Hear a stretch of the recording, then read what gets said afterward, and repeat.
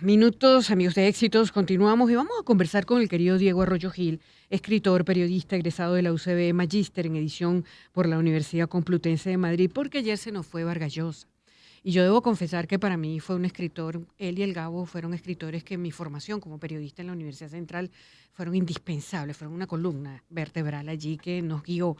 La tía Julia y el escribidor, La Casa Verde, cómo se escribe una novela, y esa cosa cuando uno estaba escribiendo, aprendiendo a hacer el oficio de escribir, en este caso periodismo, cómo uno se guiaba con los consejos de este maestro. Así que, de verdad, Diego, te contactamos precisamente para conversar de esta desaparición, que bueno, se dice como un cliché, pero de verdad que era un tipo indispensable, ¿no? Bienvenido, buen día, Diego. Hola, ¿cómo estás? Buenos días. Ujú. Pues sí, y su muerte marca como el fin de una época, ¿no? De una era. Sí, sí. Es verdad que el boom latinoamericano, este movimiento de escritores latinoamericanos, bueno, famosísimo, ¿no? Que Sí, bueno, a estaban mí me tocó toda la universidad, me tocó vivirlo con el boom, entonces siento que está exacto, muy ligado pues a mi formación. exacto. Ujú. Es verdad que ese movimiento por donde se ha ramificado mucho, ¿no? Y por donde uno mire hay una rama que sale del boom, pero bueno, Vargas Llosa formaba parte del tronco fundamental, esencial de ese movimiento y me parece ya que era el último, ¿no? Que quedaba vivo. Tú mencionaste muy bien a García Márquez y Ujú. bueno, de las dos grandes figuras, o a lo mejor desde el punto de vista sobre todo eh, político también, ¿no? De la figuración política que tuvieron fueron García Márquez Y, y, y y Vargas Llosa. así es. Estuvo activísimo hasta el final, porque basta recordar que me parece que fue hace como 3 años o 4 que él abandonó la escritura de su columna en El País de España, que era tan famosa, que era una vitrina y un lugar de reflexión, bueno, esencial, estuviera uno no o no de acuerdo con sus posturas, porque la verdad es que sí hay una cosa que hay que reconocerle a Vargas Llosa, además de por supuesto su inmensísimo talento como narrador y como novelista, fue su valentía y su constancia en la deliberación pública. Ah, sí, Eh, sí, sí, siempre, sí. Muy siempre, importante su opinión, así es, valga la redundancia, en la opinión pública de hechos, sobre todo latinoamericanos, que a nosotros nos importaba su opinión, a los así es. latinoamericanos. Ujú, Así es. ujú. Y además que él protagonizó un cambio muy importante en ese sentido, porque hay que recordar que Vargas Llosa fue comunista en su juventud y apoyó a la Revolución Cubana y después pues se convirtió en un crítico muy impresionante, feroz a veces, con razón, de ese mismo movimiento y un gran defensor de la democracia y del liberalismo, ¿no? Sí, sí, justamente hay quien describe progresista en lo moral, neoliberal en lo económico. Esto parece que desconcertaba a la gente, ¿no? Sí. Y bueno, incluso a los que lo admiraban por sus novelas. Pero a mí la parte de él que más me gustaba, de verdad, Diego, era, bueno, obviamente la parte de la literaria como tal. ¿Qué te gustaba a ti de Ujú. Vargas Llosa en lo literario como escritor? Oye, eh, yo creo, lo estaba pensando ayer, Ajá. justamente cuando me enteré de su muerte, que me enteré de su muerte por uno de los productores de ustedes, Ujú. no sabía, Sí, porque fue en la este, noche, ujú, que nos sí, porque fue enteramos. en la noche, Ujú. es no sé cómo decirlo, ajá, como una capacidad, la capacidad espacial que tiene Vargas Llosa para elaborar tramas fascinantes eh, y, y, y, y no enredarse, digamos así, ¿no? En esas tramas. Bueno, a lo mejor lo que estoy diciendo es una tontería porque cualquier gran novelista tiene que tener esa capacidad, ¿no? Ujú.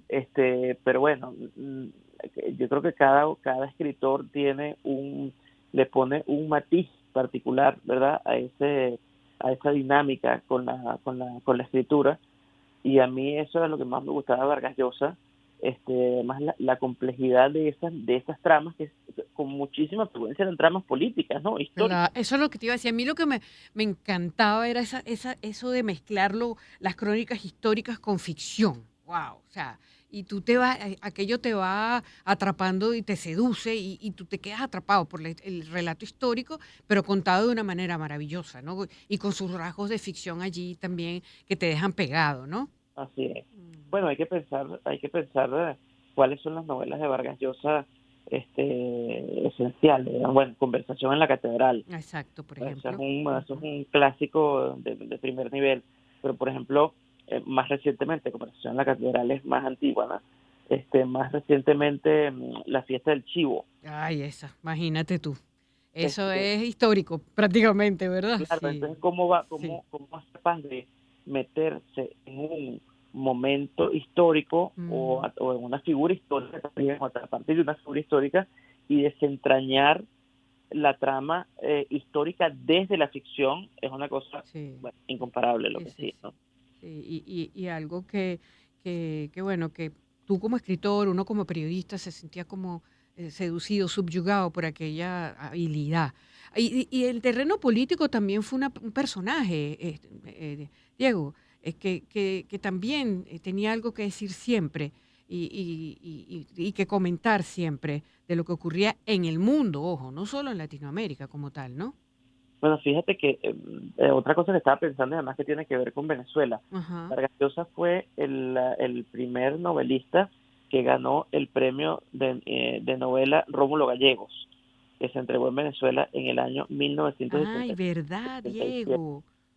Ya, con la Casa Verde. con la Casa Verde. Y Que él escribió un libro de cómo se hizo la Casa Verde. Un librito chiquito, no sé si tú si lo hoy no, conoces. no, Oye, no, para mí fue no lo indispensable, porque sabía. fue de contar ahí cómo se escribía eso y uno formándose como narrador, como periodista, era como, oye, era como un chat GPT, pues, no sé cómo explicártelo.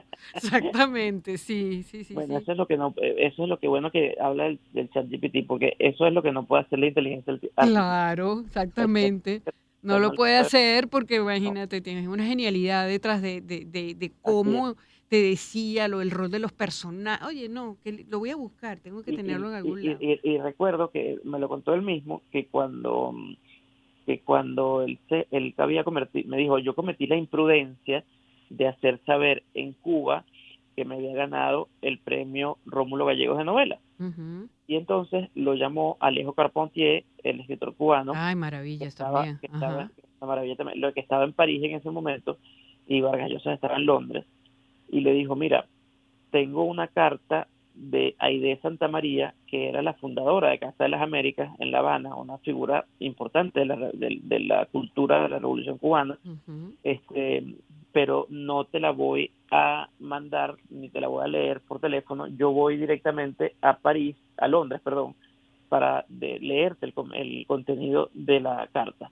Y entonces Carpentier va a Londres a encontrarse con Vargas Llosa y entonces le propone una cosa que a Vargas Llosa le pareció una indignidad. Y me dijo él, fue en ese momento en que yo comencé a distanciarme de la Revolución Cubana, fíjate tú, porque lo que le planteaba ahí de Santa María era que él le donara los 100.000 bolívares que se iba a ganar, que era el monto del premio Rómulo Gallegos, que le donara los 100.000 bolívares del premio a la Revolución Cubana y al Che Ajá. Guevara. Mira, tengo que concluir.